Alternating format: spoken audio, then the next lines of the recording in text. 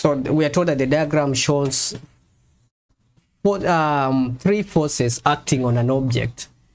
What is the magnitude of the resultant force? So this is one of the questions that was asked in the recent exams. So I don't want to say which exam because those guys will come for me. In this exam that was done many years ago. Okay, yeah, so we have one force to the left and we have another force to the right. So which means that we need to find the horizontal force. Resultant horizontal forces will be 8, and this force of 8 newtons will be acting in that direction, and then we shall have a vertical force acting in that direction, which is 6 newtons. Now, so the best thing I can do is to shift this force here. Then once I've shifted there, I can be able to work out the resultant force, and that's going to be our resultant force. So this resultant force in this case is going to be equals to, we can apply Pythagoras theorem here, and this is going to be R is equals to the square root of 8 squared plus 6 squared, and that is going to be square root of 64 plus 36, and that is going to be 10. We shall have a force of 10 newtons, and that is going to be B. Yeah, so basically that's what you are supposed to do in such a scenario. So I don't know whether Abi Ahmed is with us. If you guys, you are taking MCQ paper 2 of Cambridge, so you may be asked question to do with resultant force when forces are acting that way. The next question that I have on board here, which of the following defines speed and velocity?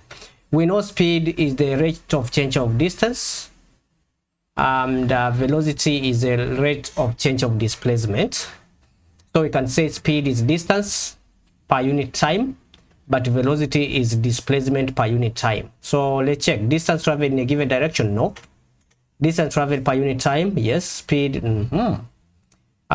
distance traveled in a given direction, no. Distance per unit time, speed per unit time. Speed in a given direction, yeah. So this makes more sense. Speed in a given direction, speed in a given direction. But here, what about this one? Distance traveled in a given direction, no.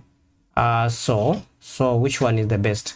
Distance traveled per unit time, speed in a given direction. So B is gonna be the best option for us.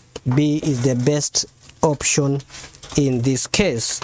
B is the best option here, because distance traveled per unit time, that's distance. Speed in a given direction, yes, that's okay.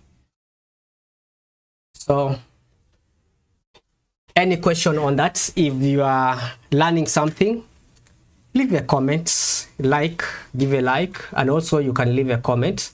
Oh, Hamid, sorry, why you didn't use 1.0? 1.0, where I've used it, Hamid Abi, I've used 1.0. Look at this, this is 1.0 to the left, and we have 9 to the right. So on the horizontal direction, the resultant force will be to the right, because it will be 9.0 minus 1. That's why I got my 8. I believe it's clear there.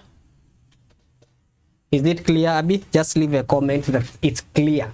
I'm not going to move forward unless and otherwise you tell me it's clear. Is it clear? Is it clear? Is it clear? Is it clear there?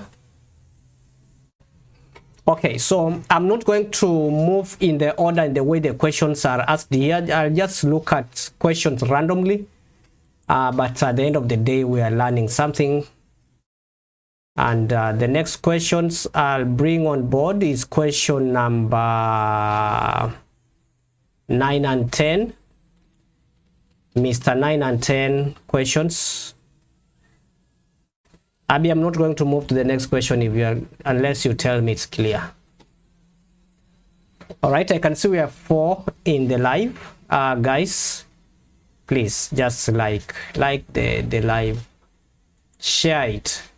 I don't know whether even I have my students, my physics students here. Those guys, I don't know whether they are sleeping right now. No, whether they are sleeping right now. If they were here, I would be very happy to hear that we are here. Are we here? Okay, now a car is traveling at the speed of 8 meters per second. The kinetic energy stored in the car is 32,000 joules. What is the kinetic energy stored in the car when the speed increases to? When the speed increases to this. Okay, before we even think of that, I'll first say we need to know the kinetic energy formula, and the kinetic energy formula is a half mv squared. So here we are told the energy is 32,000, so we shall say a half times the mass, which we don't know, times speed. Our speed in that case is 8 squared, should give us 32,000, isn't it? 32,000, right? Don't do that. Don't do that. Yeah, don't do that. Yes, relax there. Relax there. Okay, now if we work it out, I'll get 64 here. So 64 divided by 2, that will be 32. So 32m is equal to 32,000 divided by 32 divided by 32. So we shall have the mass of this car being equivalent to what? Our mass of the car is equivalent to 1000 kgs.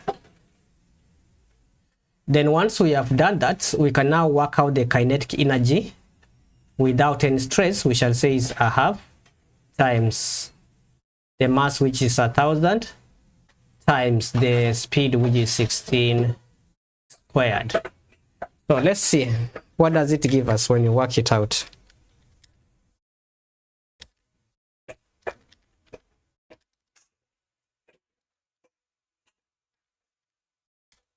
It becomes 128, 128,000.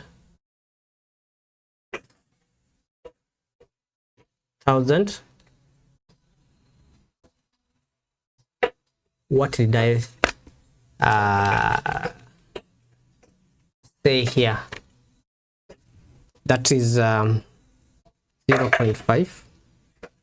I think I need to check that.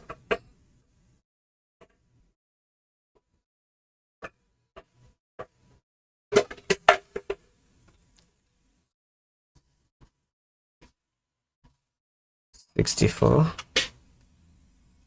32,000. So 1,000 times 0.5 times 16 squared.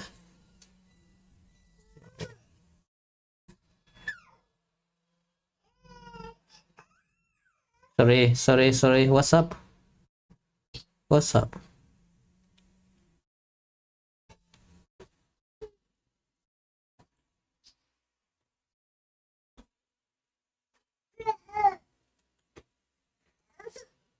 What's up?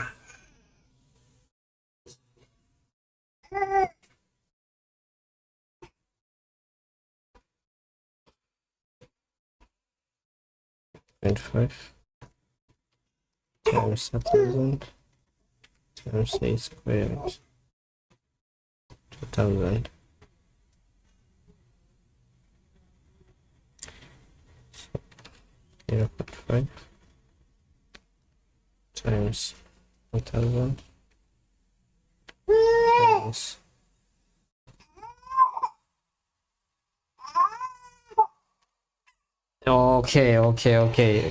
okay, just a minute. Let me just address this guy who's here.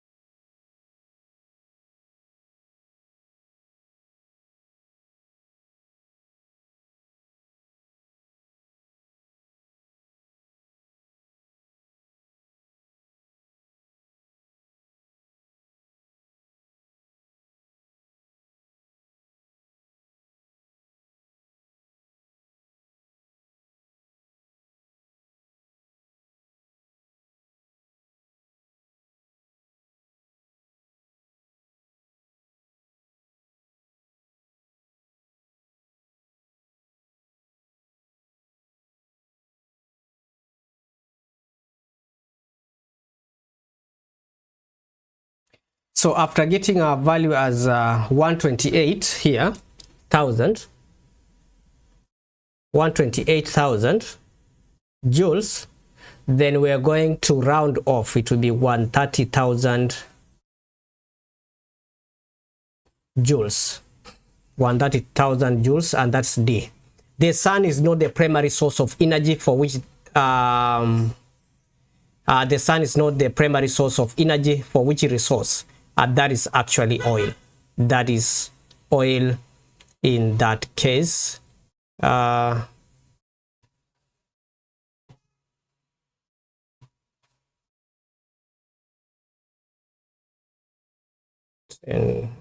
sorry, that is a tidal wind wave.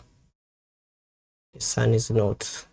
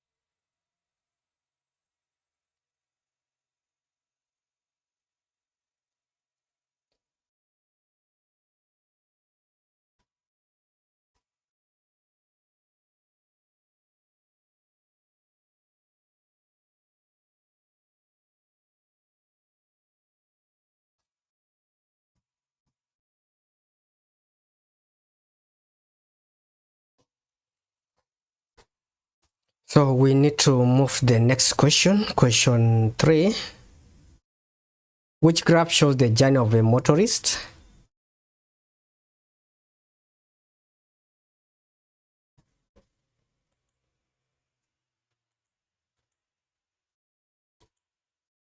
We are given a graph here, and then we are supposed to respond to that.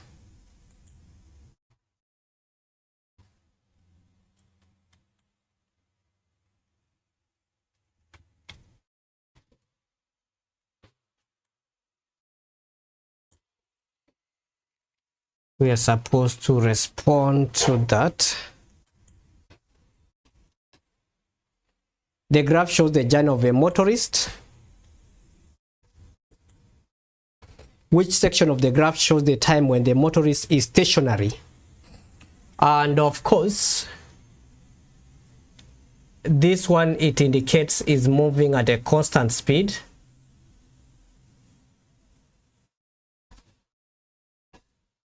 That is not zero.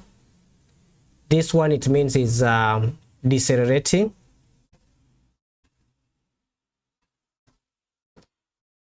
This part here, it indicates it's accelerating. And this one, it means stationary.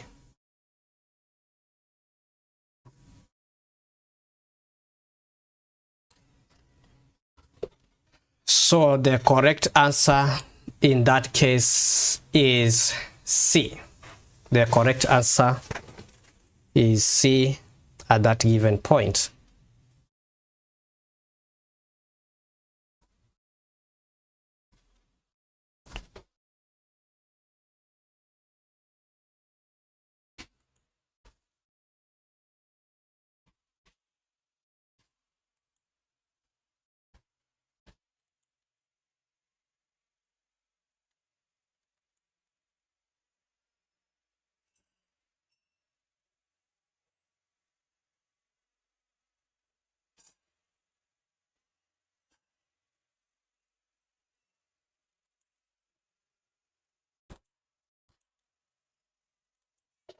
Yeah, so for multiple choice, we are still on with multiple choice. And the next question that is there is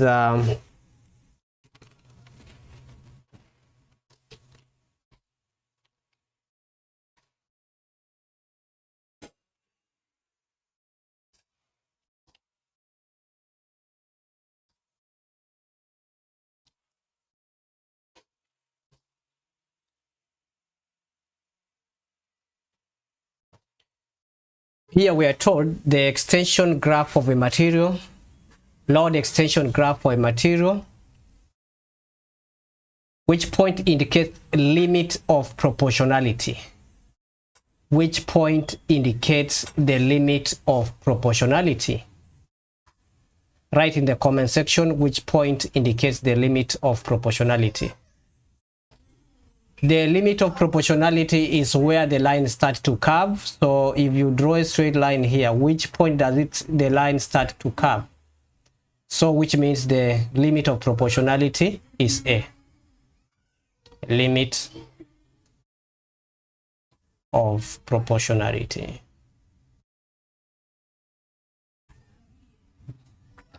An object of mass 4 kg is moving at a velocity of 3 meters per second in a straight line. What is the momentum of the object? We know momentum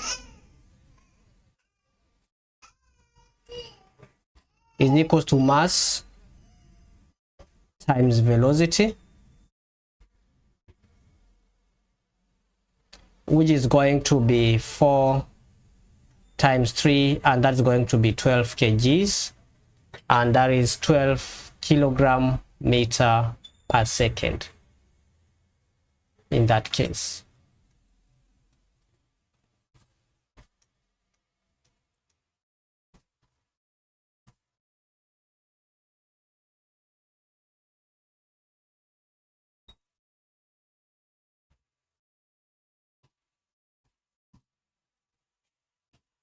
Any question that is not clear, let me know in the comment section.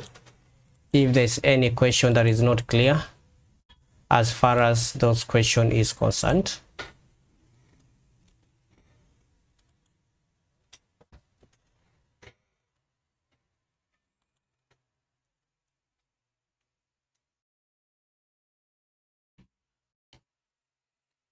So we have this question also.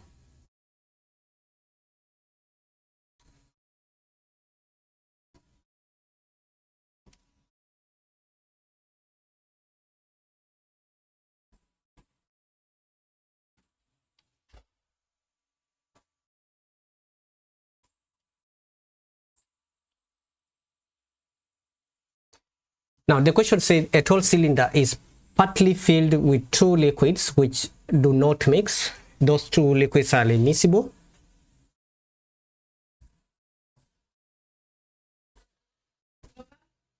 Which do not mix, and the 2 liquids have different densities. A student measures the pressure due to the liquids at different depths.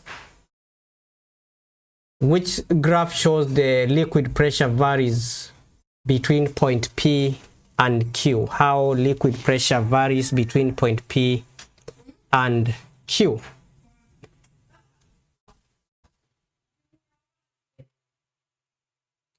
So we know that pressure is equals to height, density times gravity.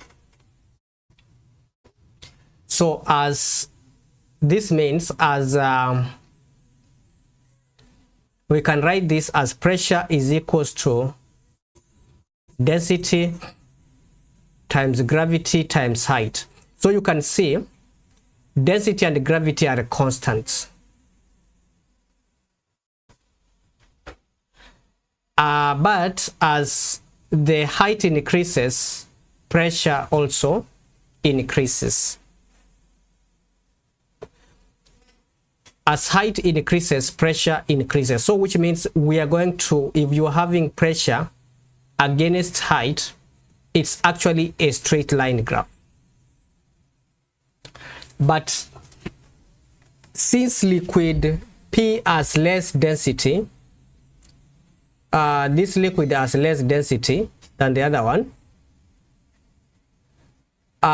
then as we move down, pressure is going to be increasing. As depth increases, as the height or depth increases, the density or the pressure increases. So we are going to have a graph that pressure, then here we shall have high pressure because the density of this part of the liquid is high, so the pressure will be higher, then the gradient of this line will be much greater. So our best answer is going to be B. B.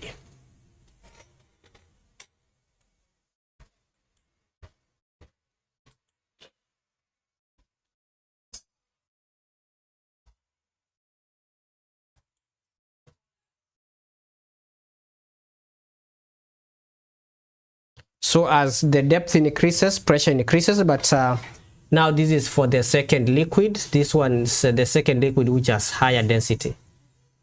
Higher density part of the liquid will have a steeper gradient.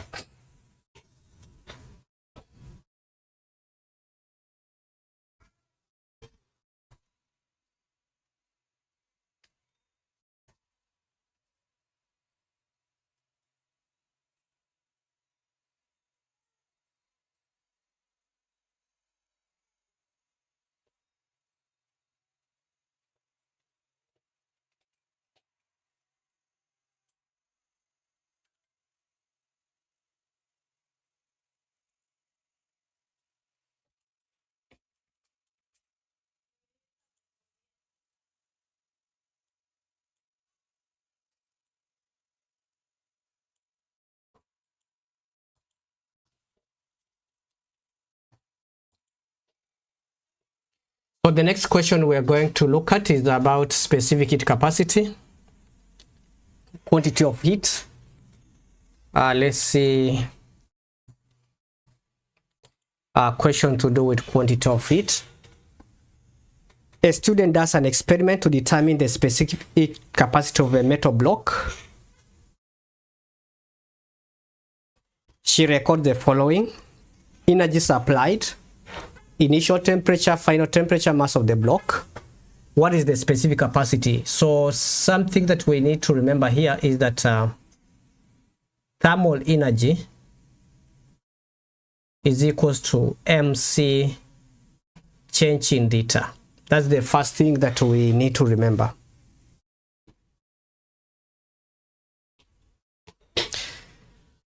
And in this case, the energy we are told is 12,000 joules, which is equal to the mass, which is 0.6 kgs, times the specific capacity, which we don't know, times the change in temperature here. And change in temperature in this case is going to be 45 minus 20. So which will mean that we shall have 12,000 is equals to 0.6 times 25 times C. So specific capacity is going to be 12,000 divided by 0.6 times 25. So if we put this in the calculator, the process of working it out, we shall have 12,000 over 0.6 times 25, and that becomes 800 joules per kg per degree Celsius, and that becomes option D.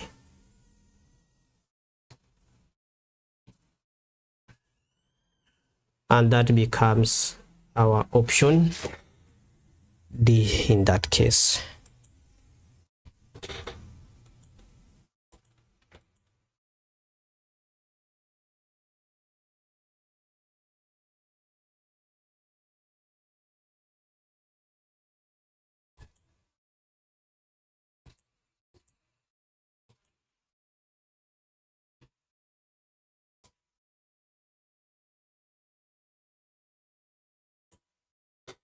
So which process is shown here? Which process is shown at this given point?